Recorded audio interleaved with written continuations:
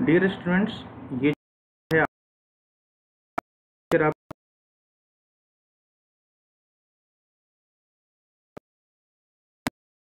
तो पहले हम समझने की कोशिश कर रहे हैं कि नॉन कन्वेंशनल एनर्जी सोर्सेज का मतलब क्या होता है और इस टर्म का सिग्निफिकेंस क्या है। ठीक है, पहले हम ये समझते हैं।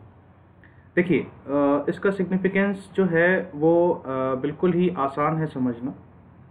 जैसे कन्वेंशनल मतलब क्या होता है, देखिए पहले वर्ड को थोड़ा, कन्वेंशनल मतलब वो होता है जो आप अब तक यूज़ करते आ रहे हो। समझिए फ़र्क है ना। कन्वेंशनल मतलब वो हो गया जो आप अब तक यूज़ करते आ रहे हो, इसका मतलब ये होता है कन्वेंशनल। ठीक है, जैसे एग्जाम्पल के लिए कन्वेंशनल क्या है, ग्लास आप पानी पीते हो, ग्लास में पानी डालकर पीना एक कन्वेंशनल तरीका है, समझ गए। ठीक है, लेकिन जो बॉटल से आप पानी पीते हो बिना ग्लास में डाल करके, वो नॉन कन्वेंशनल तरीका है, क्योंकि वो हम पहले नहीं कर रहे थे। ठीक है, समझिए, मतलब मैं क्यों रियल लाइफ का एग्जांपल दे रहा हूँ, क्योंकि इससे आप लोग को आइडिया लग जाए कि कन्वेंशनल और नॉन कन्वेंशनल का मतलब क्या होता है। फिर हम पहुँचेंगे एनर्जी सोर्सेज पर, क्योंकि जो टर्म बनाए जाते हैं वो टर्म आपके कॉमन लाइफ से ही निकाल के बनाए जाते हैं। तो कन्वेंशनल मतलब क्या हुआ, जो आप रेगुलर प्रैक्टिस करते रहते हो वो कन्वेंशनल हुआ। और नॉन कन्वेंशनल क्या हुआ, जो अब तक प्रैक्टिस में नहीं था वो आप कर रहे हो। ठीक है, तो वो हुआ आपका कन्वेंशनल, नॉन कन्वेंशनल। ठीक है, जैसे एक एग्जांपल के लिए साइकिल चलाते हो, ठीक है, दोनों हैंडल पकड़ के चलाना कन्वेंशनल तरीका है, लेकिन बहुत लोग स्टंट करने के लिए दोनों हाथ छोड़ के चलाते हैं, वो नॉन कन्वेंशनल तरीका है साइकिल चलाने का। तो जो आप काम नॉर्मली करते हो वो कन्वेंशनल है, जो नहीं करते हो वो नॉन कन्वेंशनल है। सेम वैसे ही एनर्जी सोर्सेज में भी है कि जो हम लोग काफ़ी दिनों से करते चले आ रहे हैं, मतलब वैसे एनर्जी सोर्सेज जिसको हम लोग काफ़ी दिनों से यूज़ करते चले आ रहे हैं, वो आपका कन्वेंशनल हुआ। और जो हम अब यूज करना शुरू किए हैं, जो अब तक हम लोगों ने नहीं किया था, वो नॉन कन्वेंशनल है। ठीक है, तो अब तक हम लोग कन्वेंशनल में क्या कर रहे थे, अब तक जो है जो कन्वेंशनल तरीका था हमारा, कन्वेंशनल में हम जो था फ्यूल्स को यूज़ कर रहे थे। अब फ्यूल्स में ये आपका जो है वो फॉसिल फ्यूल भी हो सकता है, ठीक है, जो आपका रेसिड्यू होता है। ठीक है, न्यूक्लियर पावर प्लांट है, उसमें हम न्यूक्लियर फ्यूल को हम यूज़ कर रहे थे। ठीक है, उसके बाद हम जो है डीजल पावर प्लांट है, ये हम यूज़ कर रहे थे। फॉसिल फ्यूल को हम यूज़ कर रहे थे, फॉसिल फ्यूल मतलब कोल, है ना, ये हो गया कोल। तो ये है आपका थर्मल पावर प्लांट हो गया, टीपीपी, जिसको शॉर्ट फॉर्म में भी आप बोल सकते हैं। तो ये सारे थे आपके कन्वेंशनल तरीके। ठीक है, और नॉन कन्वेंशनल कौन सा हो गया, जो और ये सारे जो थे वो नॉन रिन्यूएबल थे, है ना, नॉन रिन्यूएबल। अब नॉन रिन्यूएबल का मतलब क्या होता है, जिसको आप दोबारा जो है प्राप्त नहीं कर सकते नेचर से, क्योंकि कोल एक बार खत्म हो गया, दोबारा नेचर से आप प्राप्त नहीं कर सकते, उसके लिए आपको बहुत वेट करना पड़ेगा, तो इजीली वो अवेलेबल नहीं होगा एक बार खत्म हो गया। तो डीजल एक बार खत्म हो गया, दोबारा आप उसको रिगेन नहीं कर सकते। ठीक है, न्यूक्लियर फ्यूल का भी एक लिमिट है, वो भी ऐसा नहीं है कि आपको नेचर में मिलता रहेगा, क्योंकि न्यूक्लियर फ्यूल भी है किसी खास कंट्री में, किसी खास लोकेशन पे ही मिलता है, हर एक कंट्री में न्यूक्लियर फ्यूल अवेलेबल नहीं है। ठीक है, तो मोस्टली जो कन्वेंशनल सोर्सेज हैं, कन्वेंशनल वो नॉन रिन्यूएबल टाइप के होते हैं, और जो भी नॉन कन्वेंशनल है वो रिन्यूएबल है। ठीक है, अगर आप उसको यूज कर भी लोगे फिर भी वो नेचर में अवेलेबल रहेगा वो। ठीक है, तो वैसे एनर्जी सोर्सेज जो रिन्यूएबल हैं और इकोलॉजिकली सेफ हैं, इकोलॉजिकली मतलब आपके एनवायरनमेंट पे कोई गलत इम्पैक्ट नहीं डालेगा, इकोलॉजिकली सेफ उसी को हम बोलते हैं। उसमें जैसे आपका जो फूड चेन सिस्टम होता है ना, आपका जो बाकी जो चीज़ें बायोलॉजिकल चीज़ें होती हैं उस पर इफेक्ट नहीं डालेगा वो, तो वो होता है आपका नॉन कन्वेंशनल तरीका। ठीक है, और उस एनर्जी सोर्सेज को हम क्या बोलते हैं, नॉन कन्वेंशनल एनर्जी सोर्सेज। तो non conventional energy sources are those energy sources which are renewable and ecologically safe. अब एग्जाम्पल क्या है, such as solar energy, wind energy, biomass energy, ocean energy उसको हम tidal energy, wave energy, ocean thermal energy भी बोलते हैं, जियो thermal energy, etc. ये हैं आपके non conventional energy sources.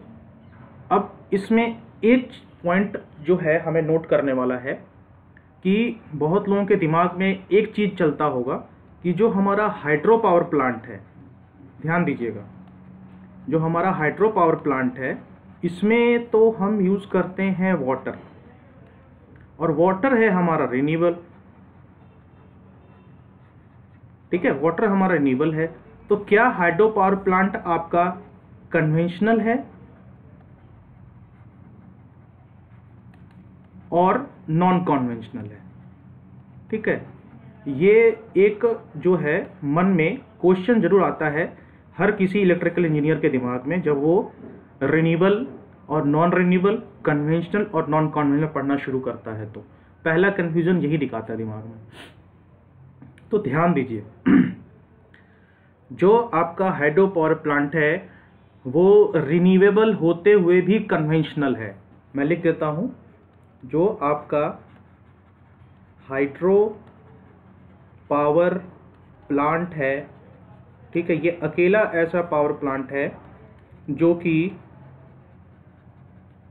Renewable तो है बट कन्वेंशनल है, ठीक है। ये एक अपवाद है, एक्सेप्शन है कन्वेंशनल एनर्जी सोर्सेज के फैमिली में। बाकी सारे कन्वेंशनल जो हैं वो नॉन रिन्यूएबल हैं, लेकिन ये अकेला हाइड्रो पावर प्लांट ऐसा है जो रिन्यूएबल होते हुए भी ये कन्वेंशनल है आपका। अब आप बोलोगे क्यों? वो इसलिए है क्योंकि हाइड्रो पावर प्लांट का टेक्नोलॉजी नया नहीं है हमारे लिए। पहली बात तो ये, हाइड्रो पावर प्लांट ऐसा नहीं है कि हमने आज यूज़ करना शुरू किया। हाइड्रो पावर प्लांट का टेक्नोलॉजी हम बहुत पहले से यूज़ करते चले आ रहे हैं, ठीक है। तो इसलिए हम इसको कन्वेंशनल में काउंट करते हैं, क्योंकि हाइड्रो पावर प्लांट का टेक्नोलॉजी जो है वो हमारे लिए नया नहीं है, वो हम काफ़ी दिनों से यूज़ करते चले आ रहे हैं। That's why hydro power plant को हम क्या बोलते हैं, it's a renewable but conventional. बाकी अदर्स जो हैं रिन्यूएबल एंड नॉन कन्वेंशनल। तो ये दिमाग में बैठा लीजिए, ठीक है, क्योंकि कभी कभी होता है क्रॉस क्वेश्चंस आते हैं कि आप कह रहे हो कि रिन्यूएबल है तो हाइड्रो भी तो रिन्यूएबल है, तो क्या वो कन्वेंशनल है या नॉन कन्वेंशनल? तो hydro power plant is of course a renewable energy source of energy, but it's a conventional because we are using hydro power plant since long. काफ़ी दिनों से हम यूज़ करते चले आ रहे हैं, तो इसलिए हम इसको नॉन कन्वेंशनल में नहीं डालते कभी। अब आता है difference between conventional and non conventional. एक मैंने इसलिए रखा है क्योंकि हो सकता है एग्जाम में ये क्वेश्चन आ जाए कि आप कन्वेंशनल और नॉन कन्वेंशनल में डिफरेंस क्या है आपका, ठीक है। Conventional sources of energy are those sources which have been used since early times. जो मैंने आपसे कहा अर्ली टाइम्स मतलब बहुत पहले से हम यूज करते चले आ रहे हैं। अब नॉन कन्वेंशनल कौन सा है? दो source of energy have generally been identified in the recent past, मतलब कुछ साल पहले से ही हम यूज करना शुरू किए हैं, ठीक है, कुछ साल पहले से ही हमने इसको यूज करना शुरू किया है। उसके बाद देखिए ये पॉइंट जो मैं आपसे कह रहा था, ये पॉइंट यहाँ पे लिखा हुआ है, they are exhaustible except hydro energy. जो मैं पॉइंट मैंने अभी आपसे कह रहा था हाइड्रो पावर प्लांट के बारे में, वो पॉइंट नंबर 2 यहाँ लिखा हुआ है कि एग्जॉस्टेबल है, मतलब उसको हम वो दोबारा गेन नहीं कर सकते नेचर से, except hydro power plant, except hydro energy. तो hydro power plant is a renewable but conventional source of energy. उसी तरह से नॉन कन्वेंशनल बाकी क्या है, वो इन एग्जॉस्टेबल है, विंड एनर्जी, सोलर है, ये आपको नेचर में हमेशा मिलता रहेगा। They cause pollution when used as they emit smoke and ash, ठीक है। ये हाइड्रो में नहीं काउंट होगा, ये होगा आपका थर्मल पावर प्लांट में काउंट होगा, जहाँ पे आपका जो स्मोक निकलता है और ऐश निकलता है। Generally these are pollution free. Solar energy, wind energy से कोई पॉल्यूशन नहीं होता।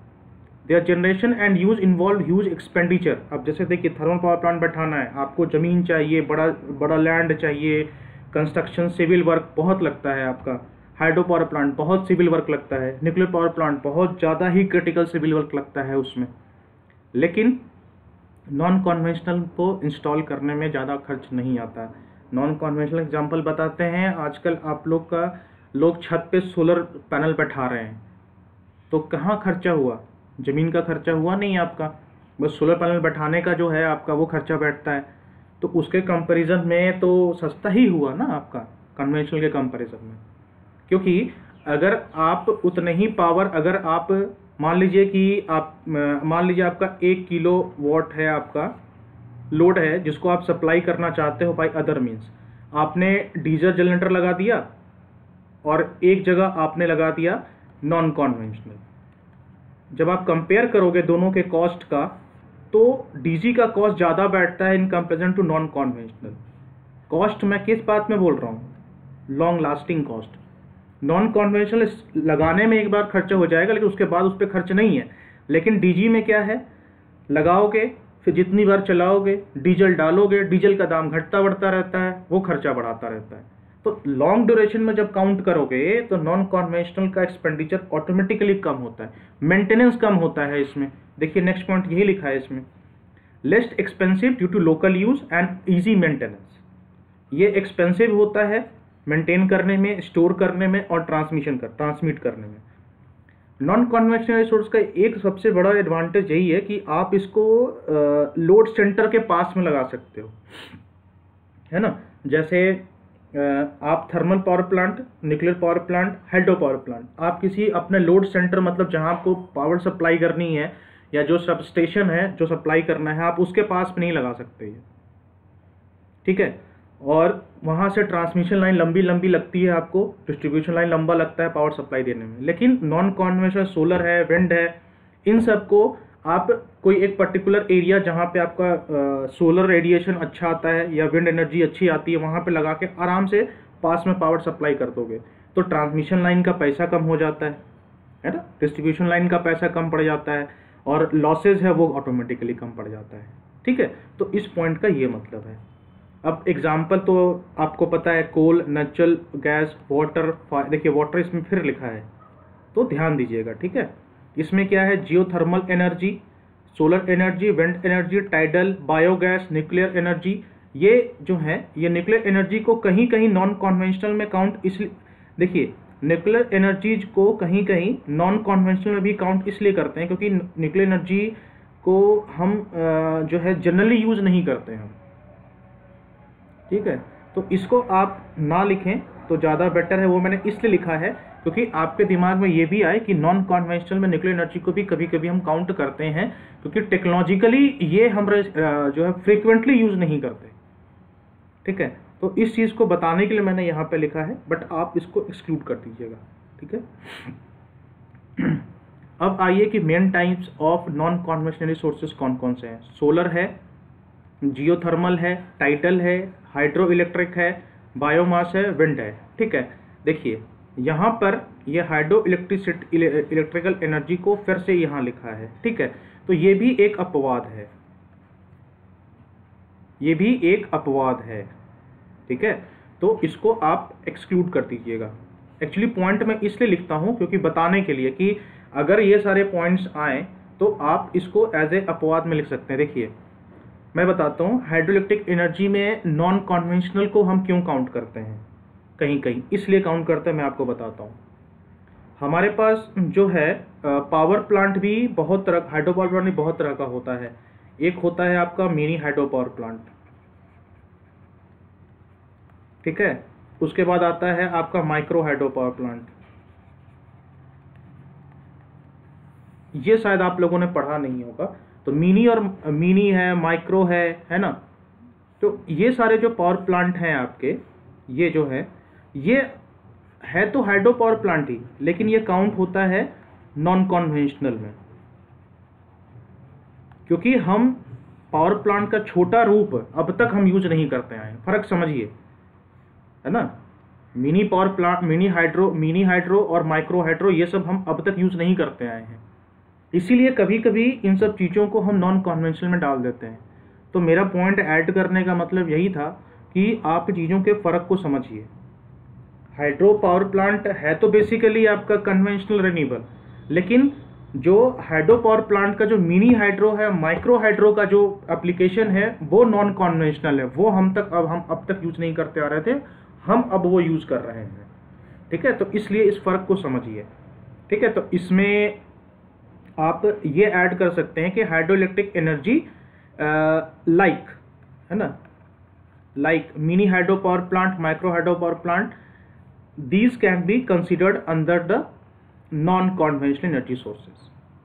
ठीक है, कंफ्यूज नहीं होना है, क्योंकि मैंने पहले बताया हाइड्रो इलेक्ट्रिक एनर्जी कन्वेंशनल है, लेकिन उसका यूज करने का मतलब जो छोटा अमाउंट है वो कन्वेंशनल नहीं है।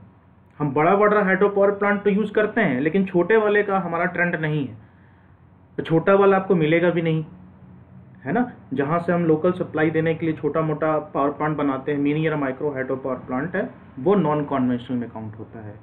ठीक है, तो इसलिए कंफ्यूज नहीं करना है। ठीक है, आगे है कि सोलर एनर्जी का पोटेंशियल क्या है और यूटिलाइजेशन क्या है।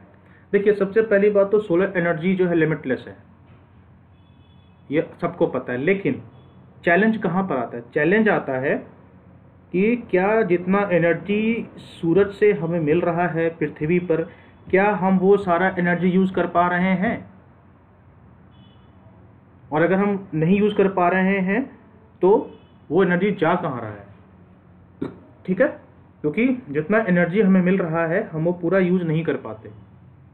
यही सबसे बड़ा चैलेंज है आज के टाइम पर, समझ के? तो सोलर एनर्जी जो है आपका, जो भी अर्थ के सरफेस पर रिसीव करता है, वो एवरेज देखिए 343 डब्ल्यू पर मीटर स्क्वायर। ये क्या है? ये है आपका वॉट पर मीटर स्क्वायर है। ठीक है, तो ये है आपका एनर्जी। ठीक है, ये है आपका। तो if you multiply this time the surface area of the earth, जो आपका 5 × 10⁻14 मीटर स्क्वायर सरफेस एरिया है, तो इतना वॉट एनर्जी तो आपका तो मिल रहा है, आपको समझिए, आप इतना एनर्जी मिल रहा है, लेकिन हम यूज कितना कर पा रहे हैं? अभी देखिए 30% तो रिफ्लेक्ट हो जाता है, वापस चला जाता है आपका स्पेस में। उसमें से 30% जो है आपका एबव सी लेवल, वही यूजेबल हो पाता है, समझ गए? उसका 30% ही अवेलेबल हो जाता है, हो पाता है। और उसके बाद भी बहुत अवेलेबल होने के बाद भी बहुत सारा ऐसा है जो सरफेस पर आने के बाद डिफ्यूज कर जाता है, इधर उधर डिफ्यूज कर जाता है। तो सब मिला मुलू करके जब आप करोगे तो इतना ही पावर आप ले पा रहे हो, मतलब चला इतना, समझ लीजिए 1715 इतना चला, और आ करके आप रुके यहाँ पर। तो हमें क्या चाहिए? We need to reduce this further, because not all the land of surface is suited for installation of solar PV panel. तो मैं आपसे कह रहा था कि इतना देखिए 360 × 10⁻14 जो है, ये तो आ रहा है सी लेवल के ऊपर, लेकिन क्या इसका भी आप जो भी आ रहा है, क्या वो भी यूज कर पा रहे हो? आप नहीं कर पा रहे। क्यों? क्योंकि ये तो हमने बात करी जो पृथ्वी पर आ रही है एनर्जी, एक्चुअल एनर्जी जो हम ऑब्टेन कर रहे हैं सोलर से, लेकिन अब इसका भी हम पूरा यूज नहीं कर पा रहे हैं। ठीक है, तो अब क्या है, मतलब ये पावर हम यूज, इतना पावर हम यूज नहीं कर पा रहे हैं। तो हमें क्या क्योंकि हम हर जगह पर फोटोवोल्टेइक सेल या पीवी प्लांट नहीं बैठा सकते। जब आप पूरे पृथ्वी पर जब पावर प्लांट बैठाओगे तभी तो इतना यूज कर पाओगे, आप हर जगह बैठा ही नहीं पा रहे हो। तो हम लोग 0.1% ही यूज कर पा रहे हैं। देखिए कितना घटता चला जा रहा है, कहाँ हमने शुरू किया कहाँ तक आ गए। तो till now we used about इतना जूल्स ऑफ एनर्जी। देखिए ये वॉट में दिया है, ये जूल्स में दिया, इसलिए कंफ्यूज मत करिएगा। ठीक है, तो इतना joules of energy which is less than 0.1% of the harvestable solar energy. Harvestable मतलब होता है जो हम ले सकते हैं, उसका भी 0.1% पर है हम। तो समझिए कहाँ स्टैंड करता है सोलर एनर्जी, पोटेंशियल कहाँ पर है और हम यूज कितना कर पा रहे हैं। तो स्टार्टिंग का जो ये 3 पैराग्राफ था, ये स्टार्टिंग का जो दो या तीन पैराग्राफ था, इसमें आपका पोटेंशियल था, और ये जो है आपका यूटिलाइजेशन है।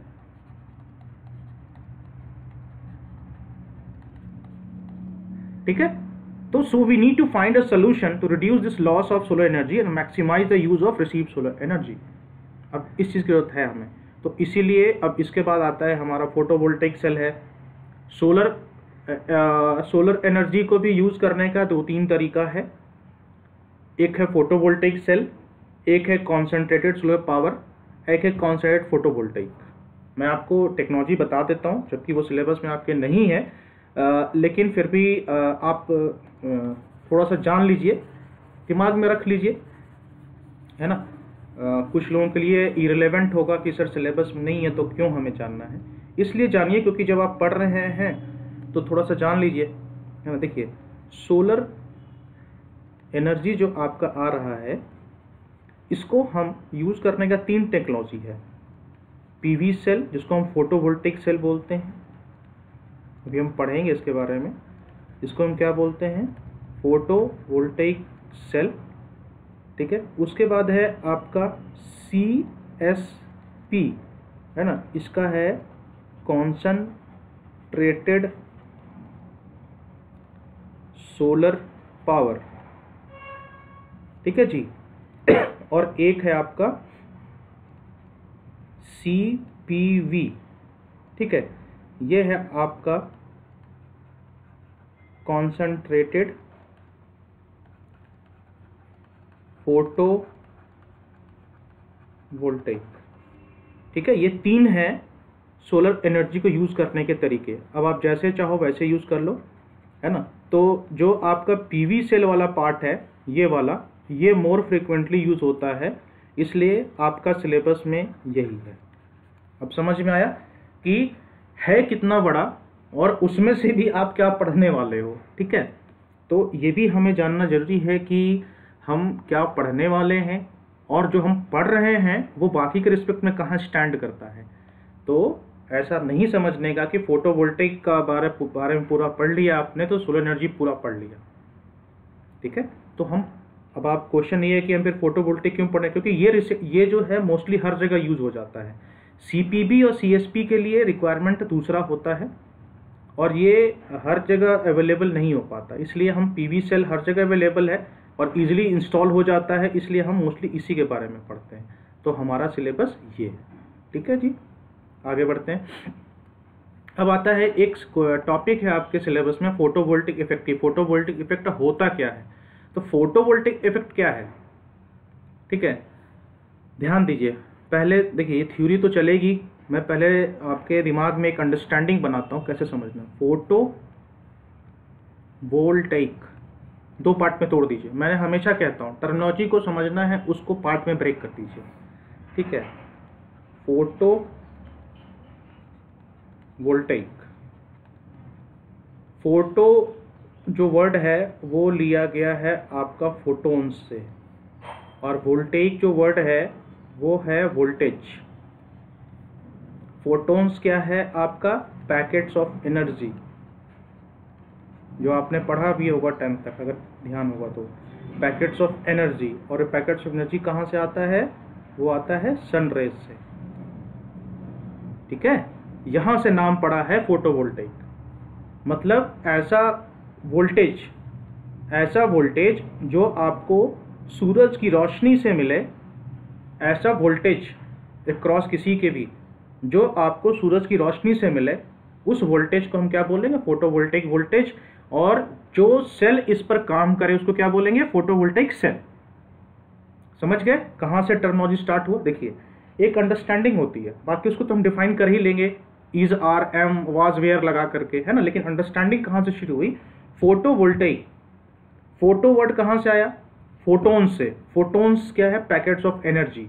एनर्जी पैकेट्स का मतलब वो कहाँ से आया? सनरेज, मतलब जो सूरज की रोशनी से जो आपको गर्मी मिलती है, जो आप सूरज का लाइट देखते हो, वो पैकेट्स ऑफ एनर्जी है, छोटा छोटा पैकेट है जो हम अपनी आंखों से नहीं देख सकते। वो पैकेट्स ऑफ एनर्जी के हेल्प से हम पोटेंशियल जनरेट करते हैं, और उस पोटेंशियल को जनरेट करने के लिए जो सेल हम यूज करते हैं उसको हम बोलते हैं फोटोवोल्टेइक सेल। और वो सेल जिस प्रिंसिपल पे काम करता है उसको हम क्या बोलते हैं? फोटोवोल्टेइक इफेक्ट, ठीक है जी। मैं रिपीट कर देता हूं, फोटोन्स अगर वर्ड नहीं याद रहता साइड कर दीजिए। सूरज की रोशनी से जो हम वोल्टेज जनरेट करते हैं, ठीक है, उसको हम फोटोवोल्टेइक वोल्टेज बोलेंगे। तो सूरज की रोशनी से जिस मटेरियल के अंदर वोल्टेज बना, जिस सेल के अंदर वोल्टेज बना, उसको हम क्या बोलते हैं? Photovoltaic cell. और फोटोवोल्टेइक सेल जिस प्रिंसिपल पे काम करता है, मतलब अब वोल्टेज कैसे बना, तो उसका कुछ प्रिंसिपल होगा ना, तो उस जिस प्रिंसिपल पे काम करता है, जिस फेनोमेना पे काम करता है, उसको हम बोलते हैं फोटोवोल्टेइक इफेक्ट। और वही हम पढ़ने जा रहे हैं। ठीक है जी। मैं क्यों इतना एम्फेसाइज कर रहा हूँ? क्योंकि इसको थोड़ा सा समझना है हमें कि हम क्या पढ़ने जा रहे हैं, क्या है। ऐसे तो नहीं है ना कि 4 लाइन का नोट्स मिला, उसको हमने उतार दिया कॉपी में और फिर रट लिए। वो कर सकते हैं, लेकिन एक बार समझ में आ जाएगा तो रटने की ज़रूरत नहीं पड़ती है। बहुत लोगों की शिकायत रहती है कि इतना डेप्थ तो पढ़ना नहीं है। ये डेप्थ नहीं है, ये अंडरस्टैंडिंग है। आप अपना अंडरस्टैंडिंग डेवलप करिए टॉपिक को लेकर के कि आप क्या पढ़ने जा रहे हैं, कहाँ जा रहे हैं।